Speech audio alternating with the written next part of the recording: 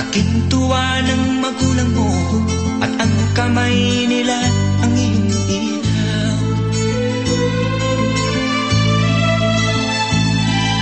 At ang nanay at tatay mo'y di malaman ang gagawin, minamasdan pati pagtulog mo.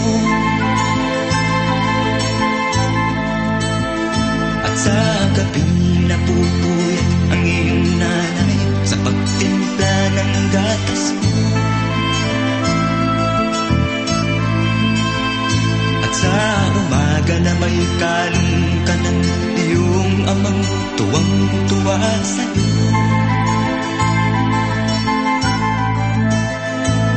Ngayon nga ay malaki ka na, ang nais mo'y maging malaya, di man sila payag, walang magagawa.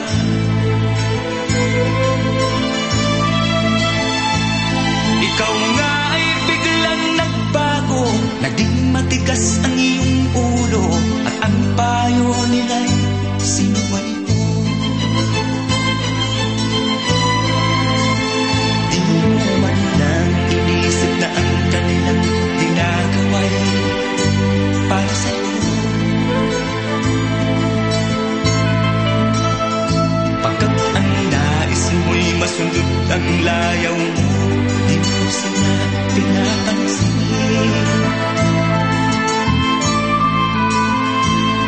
Nagdaan pang mga araw, at ang landas mo'y naligaw, ikaw ay nanulong sa masamang piso.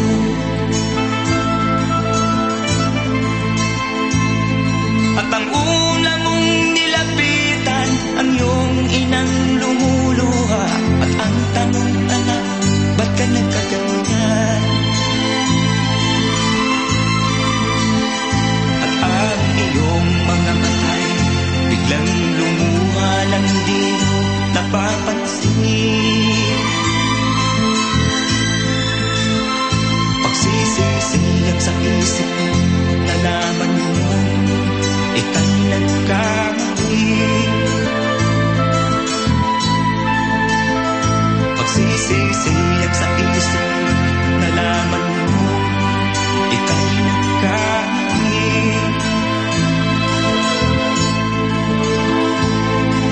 Kahapon ay nilimot mo pati ang iyong masamang bisyo, laking pasalamat ng magulang mo.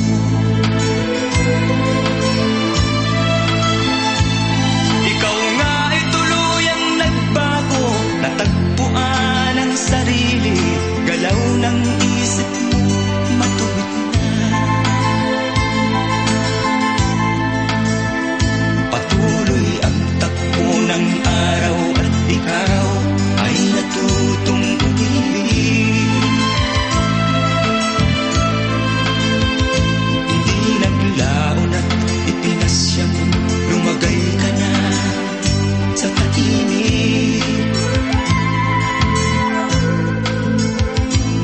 Pagka binata mo'y natapos na, malapit ka nang maging ama, kaya lalong nagsikap ng gusto.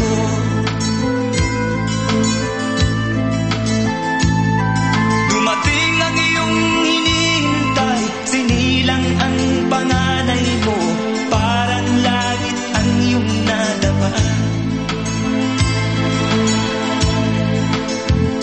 Ngayon anak, alam mo na kung anong pakiramdam ng maging isang ama. Ganyan